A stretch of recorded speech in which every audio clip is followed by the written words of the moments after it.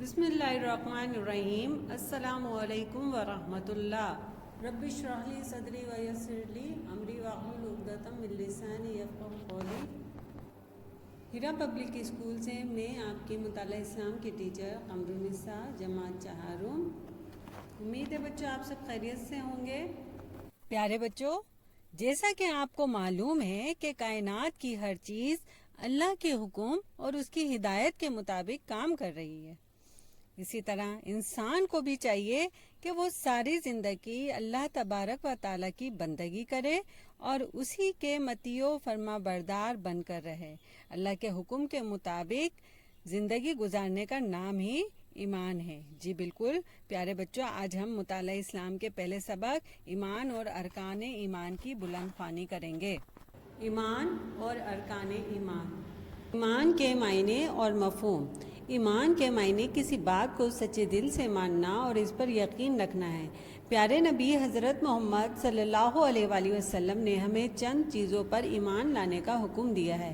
ان کو ارکان ایمان کہتے ہیں۔ ان کے نام یہ ہیں: نمبر 1 اللہ پر ایمان، نمبر 2 فرشتوں پر ایمان، نمبر 3 الہامی کتابوں پر ایمان، نمبر 4 رسولوں پر ایمان، نمبر 5 آخرت کے دن پر ایمان۔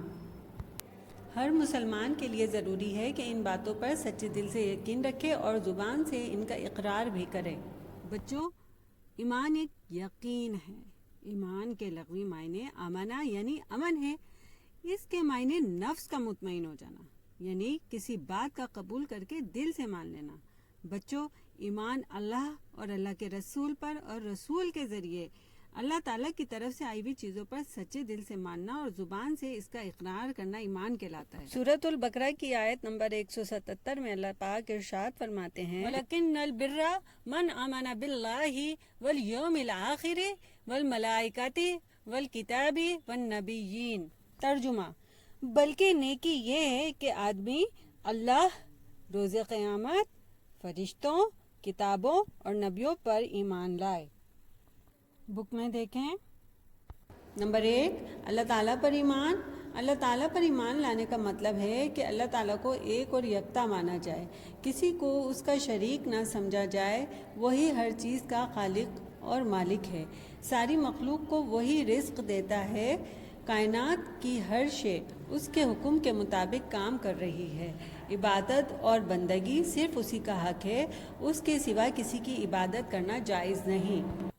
پیارے بچوں، اسلام میں داخل ہونے کے لیے سب سے پہلا رکن توحید یعنی کلمہ طیبہ لا الہ الا اللہ کا سچے دل سے تصدیق اور زبان سے اقرار کرنا ہے۔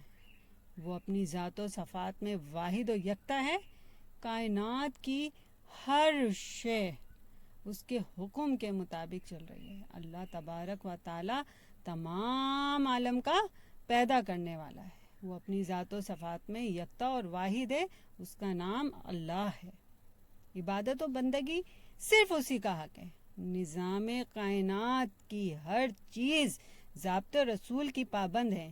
زمین، آسمان، سورج، چاند، ستارے، سیارے، یہاں تک کہ سورج کا مشرق سے نکلنا، مغرب میں غروب ہونا، زمین کا اپنے مدار میں گردش کرنا، موسموں کا آنا جانا، کائنات کی ہر ایک چیز اللہ کے حکم کی پابند ہے۔ صفحہ نمبر 2 دیکھیے۔ اللہ تعالیٰ کو ایک ماننا توحید کہلاتا ہے۔ سورۃ الاخلاص میں توحید کی مختصر اور جامع الفاظ میں وضاحت کی گئی ہے۔ آپ بھی اس سورت کو پڑھیں، اس کے ترجمے پر غور کریں اور ان مختصر الفاظ کو یاد کریں۔ سورۃ الاخلاص: بسم اللہ الرحمن الرحیم، قل ھو اللہ احد، کہہ دیجئے کہ اللہ ایک ہے۔ اللہ الصمد، اللہ بے نیاز ہے۔ لم یلد، نہ وہ کسی کا بیٹا ہے، ولم یولد، اور نہ وہ کسی کا باپ ہے، ولم یکن لہ کفوا احد، اور کوئی اس کی برابری کرنے والا نہیں۔ پیارے بچوں، اللہ پاک اپنی ذات و صفات میں واحد و یکتا ہے، جیسا کہ سورہ اخلاص میں ارشاد ہے کہ نہ ہی وہ کسی کا باپ ہے اور نہ ہی کسی کا بیٹا ہے۔ پیارے بچوں، اللہ پاک تمام گناہ اگر چاہے تو انسانوں کے معاف کر سکتا ہے، لیکن اس کی ذات کے ساتھ کسی کو شریک کرنا یہ ناقابل معافی ہے اور گناہ کبیرہ ہے۔ بیٹا، اللہ تعالیٰ کی نعمتوں کا شکر ادا کرتے ہوئے سب سے زیادہ حق بندوں پر کس کا ہے؟ صرف اللہ تعالیٰ کا ہے۔ اور ہمیں چاہیے کہ ہم اسی کی بندگی کریں، اسی کی عبادت کریں، اسی سے دعائیں مانگیں۔ قرآن پاک میں ارشاد ہوتا ہے والذین آمنوا اشد الحب للہ، ایمان والو اللہ سے بہت زیادہ پیار کرتے رہو۔ چلیے آگے پڑھتے ہیں۔ ہیڈنگ نمبر 2، فرشتوں پر ایمان۔ فرشتوں پر ایمان لانے کا مطلب ہے کہ درجہ ذیل باتوں پر یقین رکھا جائے۔ نمبر 1، فرشتے اللہ تعالیٰ کی مخلوق ہیں۔ نمبر 2، فرشتے اللہ تعالیٰ کا ہر حکم بجا لاتے ہیں اور کبھی اس کی نافرمانی نہیں کرتے۔ نمبر 3، فرشتوں کو نور سے پیدا کیا گیا ہے۔ فرشتوں کی تعداد بہت زیادہ ہے، مگر ان میں سے 4 مشہور ہیں۔ ان کے نام اور کام درج ذیل ہیں۔ جبرائیل علیہ السلام، یہ فرشتوں کے سردار، یہ انبیاء علیہ السلام کے پاس وحی لایا کرتے تھے۔ میکائیل علیہ السلام، یہ بارش، ہوا اور رزق کی فراہمی کے امور انجام دیتے ہیں۔ اسرائیل علیہ السلام، موت کا فرشتہ، ان کو ملک الموت کہا جاتا ہے، جانداروں کی روح قبض کرنا ان کا کام ہے۔ اسرافیل علیہ السلام، ان کے ذمہ قیامت کے دن سور پھونکنا ہے۔ جب یہ اللہ تعالیٰ کے حکم سے سور پھونکیں گے تو قیامت برپا ہو جائے گی۔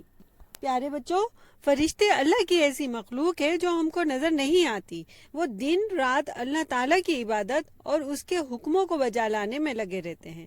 ان کو ماننا بھی فرض ہے۔ ویسے تو فرشتوں کی تعداد بہت زیادہ ہے، لیکن 4 سب سے زیادہ مشہور ہیں: حضرت جبرائیل علیہ السلام، حضرت میکائیل علیہ السلام، حضرت اسرائیل علیہ السلام اور حضرت اسرافیل علیہ السلام۔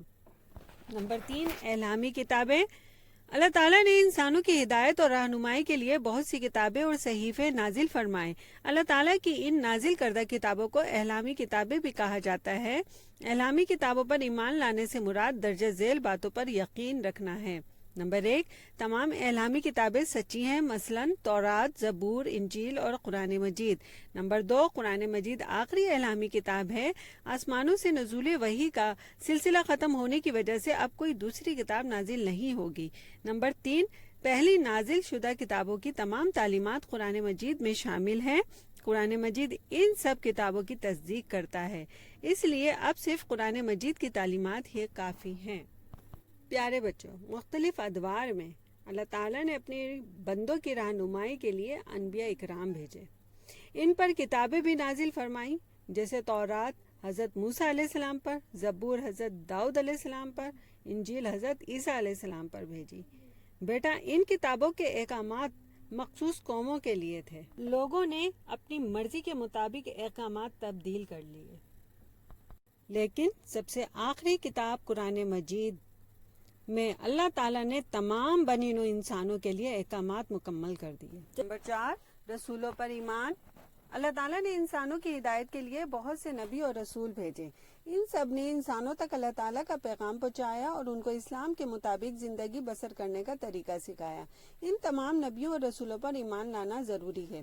رسولوں پر ایمان لانے کا مطلب ہے کہ اس بات پر یقین رکھا جائے کہ تمام نبی اور رسول اللہ تعالیٰ کی طرف سے بھیجے ہوئے ہیں۔ نمبر 2، یہ سب نبی اور رسول سچے ہیں۔ نمبر 3، تمام نبی اور رسول انسان تھے۔